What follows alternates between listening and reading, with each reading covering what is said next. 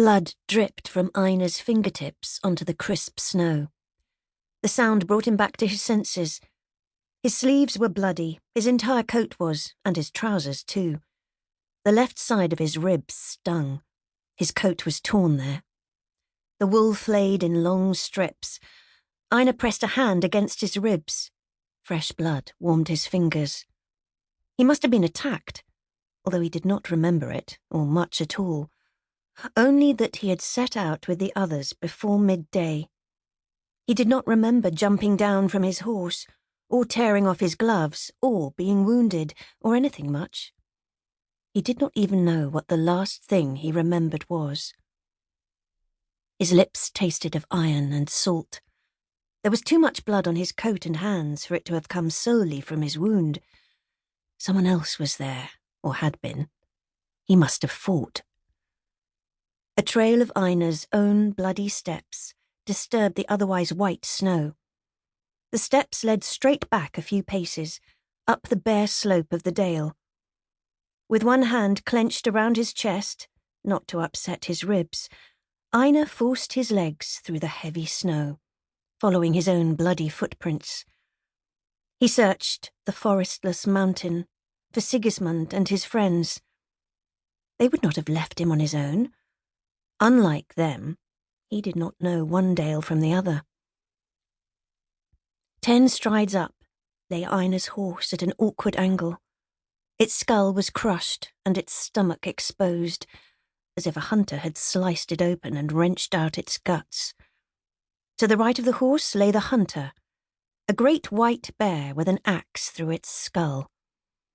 The snow was tainted red around the beast. On its hind legs it had to be twice Einar's height.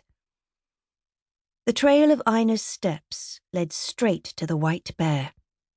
The axe in its skull was his.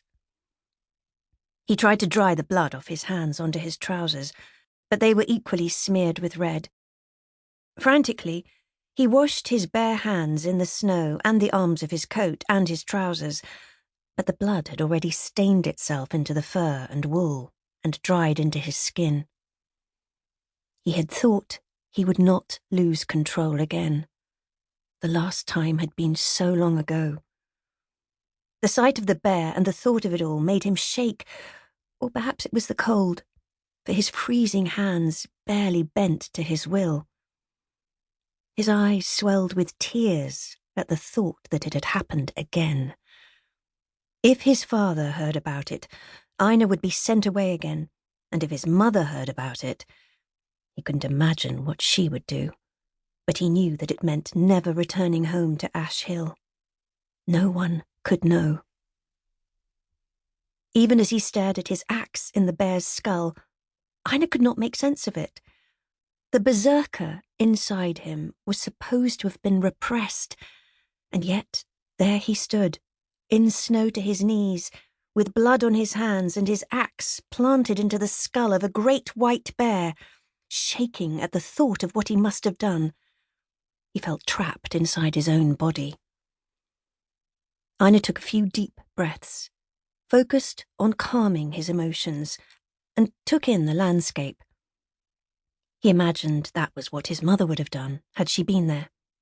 She would have calmed him down first, and then assessed what needed to be done. The winter days were short this far north. Since the sun was still in the sky, he could not have been out for long.